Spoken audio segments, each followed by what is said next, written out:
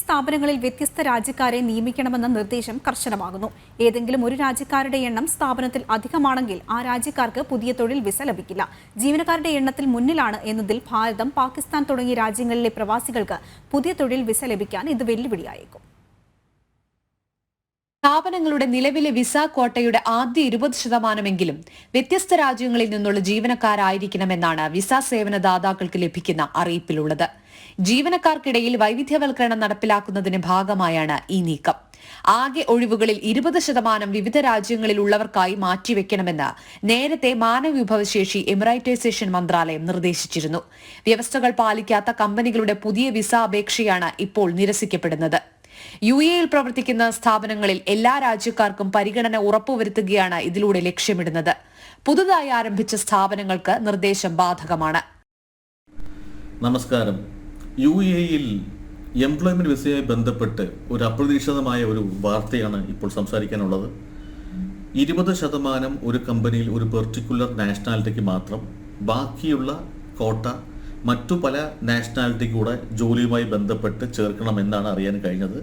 തസ്ജീലുമായിട്ടും പല സോഴ്സ് വഴിക്കും typing centre വഴിക്കും അറിയാൻ കഴിഞ്ഞതും ഇപ്പോൾ മലയാളികൾ പൊതുവെ എല്ലാവരും ആശങ്കയിലാണ്. കാരണം ഇപ്പോൾ വിസ ചേഞ്ചിന് വേണ്ടി പല രാജ്യത്തും പോയി തിരിച്ചു വന്നവർക്ക് ഈ പുതിയ കമ്പനിയിൽ ആ ജോലി കിട്ടുമോ അല്ലെങ്കിൽ ജോലി കിട്ടാതിരിക്കുമോ എന്ന ആശങ്കയിലാണ്. അതായത് വൈവിധ്യീകരണം എന്ന് പറഞ്ഞാൽ ഓരോ നാഷണാലിറ്റിക്കും തുല്യത ഉറപ്പാക്കുക എന്നാണ് ഉദ്ദേശിക്കുന്നത്. അത് വിസിറ്റിംഗ് വിസയെയോ റെസിഡൻസ് വിസയെയോ പഴയ കമ്പനികളോ ബാധിക്കുന്നതല്ല.